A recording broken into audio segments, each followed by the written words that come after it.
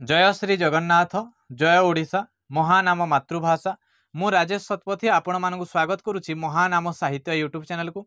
कवि सम्राट उपेन्द्र भंजक कोटि ब्रह्मांड सुंदरी काव्यर षष्ठ छांदर आम व्याख्या करुले प्रथम 20टी पदर व्याख्या आगु हो सारी जदि देखी ना भिडियो अच्छी जाकि देखिपारे। आज 21तम पदरु आग को मु व्याख्या करी। जगत जय अर्थी तावस मन्मथ मूर्तिमंत हेवा कारण गति की इच्छिटी चरण तलरे शरण पशिला बारण कविए करु प्रत्युतर एसन कविए बोले हुड़िल तो धड़ी की धरी जे बसंत बसन। जगत जय अर्थी अर्थात जगत जिणिबा इच्छारे एठारे बारणर अर्थ होची हस्ती धड़ी की अर्थात वस्त्रर धड़ी मनमथ काम हुड़िले भूल कले। तो एथारे कहा जाउछि संसार जिणिबा इच्छारे काम मूर्ति धारण करी राजकन्यार अधीन हेला। कन्यार गति सहित समान हेबा इच्छारे हस्ती चरण तले शरण पशिला। कन्यार पाद तले हाथीर चिन्ह रही अछि। जड़े कवि एही भली कहिबारु आउ जड़े कवि कहिला तुमे हुड़िल अर्थात भूल कहिल। देख बसंत मध्य शाढ़ी रूपरे एहांक धड़ी की धरी शरण पशि अछि। हे भल कहिल बर काहि लक्ष्य सुकांति की आउ तुलाए सेबेनी वचन रचित उचित चित्त को नेला जे भुलाए आतुरे विषय विषय ध्वंसन माधवी मंडपे राजत मजबी जे कला मंत्री सुत प्रसन्न। हे कवि भल कथा कहिल तेबे एही सुकांति बा सुंदरी समान बर काहि। एही प्रश्न ओ एहार उत्तर रे उच्चारित उचित कथा मान राजपुत्रंक मन को भुलाई नेला ओ से उक्त कथारे आतुर होई संसार बासना ध्वंस कले। तापरे से माधवी फूल शोभित मंडपरे बसिले। तापरे मंत्री पुओ प्रश्न कले। परवर्ती पदरे रहिछि हे उभे कह तुम्भे केउ देशर कवित्व चातुरी आदरी जहा कहिल कि सत सही रूपे जात होइछि सुंदरी श्रवण किबा द्रष्टव्य से भासिले मिथ्या प्रकार चमत्कार जेतेक ताघेनी सत्य को आसिले। उभे अर्थात उभय बा दुहे। आहे दुई जन कवि तुम्भे केउ देशर कवि अट जहा कहिल ताहा कवि चातुरी अटे कि सतरे सही भली सुंदरीटिए जन्म हेछि ताकू देखिछ बा ता कथा शुणिछ। से दुहे कहिले जेउ सबु चमत्कार कथा मिछ परि जणा जाए से सबु सही सुंदरी जोगु सत्य बोली प्रमाणित होई अछि। नहिला विश्वकर्मा मय पितुल विरचने चित्र लेखने सुसमे समे बाल्य काले भाविले केही निर्माण ए बिखने हेला ए जोगे करु करु कल्पना ए अंग से अंग एसन तेसन प्रसन्न कल्पिबा कल्पना। विश्वकर्मा हेउछन्ति देवशिल्पी मय हेउछन्ति दानव शिल्पी विरचनर अर्थ होछि गढ़िबा बिखने ब्रह्मांक द्वारा।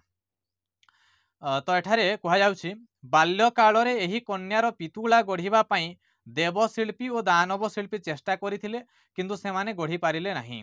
तेणु दुहे कन्यार छवि आंकिबाकू चेष्टा करी सफल हेले नाही। सेमाने भाबिले ब्रह्मा किपरि एहाकू गढ़िले। संभवतः ए अंग से अंग एमिति सेमिति गढ़ु गढ़ु एपरि आनंदमय मूर्ति गढ़ी होई जाइछि। नचेत भाबी चिंती गढ़िबा सहज नथिला। যৌবন এবে সেবন করে তাকু প্রভা মানঙ্কু যে বঢ়ায়ে কবি ভারতী অগোচর মার্গরে কবি ভারতী কি কঢ়ায়ে জাতক স্থানী ঘেনি আম্ভ ভরসা জাতক স্থানে যথা থিলা মুদির প্রতিদিন করে বরসা।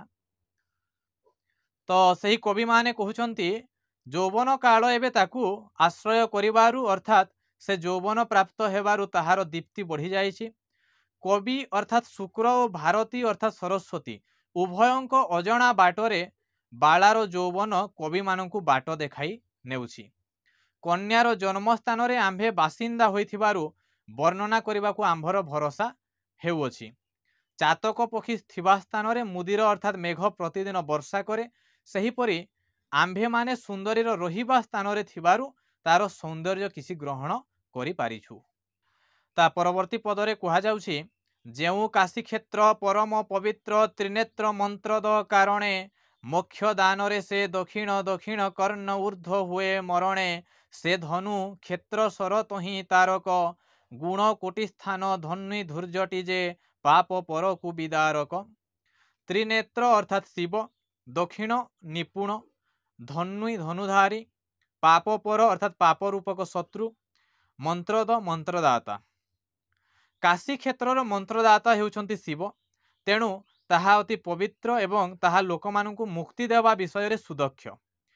मरण कालरे सेठारे दक्षिण अर्थात डाहाण कान उपरकू हुए। काशी क्षेत्र धनु स्वरूप, सही क्षेत्रर धनुधारी हेउछन्ति धूर्जटी बा महादेव। से धनु धारण करी पाप रूपक शत्रु मानंकु विदीर्ण करंती ओ लोकंकु उद्धार करंती। तापरे मद मज्जन मृतजन रंजन वृषांजन रूप बहिला, दुष्कृत आचरणे हेला सुकृत पुराण कृतरे रहिला, भैरवी बिना दंड नाही जहिरे, जमर अमर वांछित अटई सही स्वर्ग सिना महिरे। वृषांजन अर्थात शिव, दुष्कृत अर्थात पाप, सुकृत अर्थात पुण्य, भैरवी दुर्गा। जो क्षेत्र रे मध्य कुंडरे बुड़ी रहिवा लोक मध्य सुंदर शिव रूप धारण कला, पाप करी मध्य पुण्यर फल पाइला, आउ ताहा पुराण रे लिखित होई रहिला। सही क्षेत्र रे भैरवी दंड बिना जम दंडर किछि प्रभाव नाही। देवता माने से क्षेत्र रे रहिबाकू कामना करिथांती, ताहा हेउछि महिरे स्वर्ग। से मुक्ति दपुरे मणिकर्णिकारे त्रिवर्ग फलरे सोपान, मूर्ख मुखरे संस्कृत जात खरे कराए जही पयपान, बरदा शारदा अन्नपूर्णा देवी अछंती बांछंती विद्या तुरे विद्या, क्षुधा तुरकु अन्न देवी। मणिकर्णिका हेउछि काशीर गोटे तीर्थक्षेत्र नाम। त्रिवर्ग अर्थात धर्म अर्थ काम, बरदा बरदात्री, अन्नपूर्णा अन्नदात्री देवी। तो सही काशी क्षेत्र हेउछि मुक्ति क्षेत्र बा मुक्तिप्रद। सेठारे मणिकर्णिका तीर्थ धर्म अर्थ काम त्रिवर्ग विषय रे पहाच। सही तीर्थ जल पान कले मूर्ख मुखरु संस्कृत भाषा शीघ्र उच्चारित हुए। सेठारे बर देवा पाई सरस्वती और अन्नपूर्णा देवी द्वय रहिछंती। विद्यार्थी को विद्या दियंती आउ क्षुधातुर को अन्नदान करिबा पे सेमाने सब बेले इच्छा प्रकाश करूछंती। जप नाही वक्र तुंड विहीन रे आम मंत्र रे केभे आओ, तप नाही आन कामनारे सही बाला वर्णना को धियाओ, पठ हे मठरु आउ की कारण, वीर बोले हृद कुमुद कुमुदु बधु कीर्ति विधु किरण। वक्रतुंड अर्थात गणेश, वीर हेउछि राजपुत्र, पठ अर्थात पाठकर। तो से स्थान रे आंभ मानक मंत्र रे गणेश मंत्र जपिबा छड़ा आउ मंत्र नाही। सही कन्यार रूप वर्णना को ध्यान करिबा छड़ा आंभर अन्य कामना मध्य नाही। एहा सुनी राजपुत्र कहिले, तेबे आउ डेरी करूछ काहेकि, शीघ्र पाठ कर, सुंदरीर कीर्ति चंद्र किरण परि आमर हृदय को आनंद देउ। षष्ठ छांदर अंतिम पद। जेहु तारक प्रवर्तक जगते तारक स्वभावे सहित, महागुरु भाबु से काशीश्वर को वंदना करिबा विहित, होइला कवि उपइंद्र भंजर, कामदायक विनायक जनक ए भावरे पुणी जर्जर। तारक अर्थात तरिबार मंत्र, आ गोटे तारक उद्धारकर्ता, जी जगत रे तारक मंत्रर प्रवर्तन बा प्रचलन करिअछंती, पुणी सी स्वभाव रे तारणकर्ता अटंती। सही महागुरु काशीश्वर वंदना करिबा कवि उपेन्द्र भंजक पक्षे उचित। पुणी भावरे गदगद होई कहिले, हे प्रभु आपण कामना पूर्णकारी, आपण गणेशंक पिता, एणु मोर कामना पूर्ण करंतु।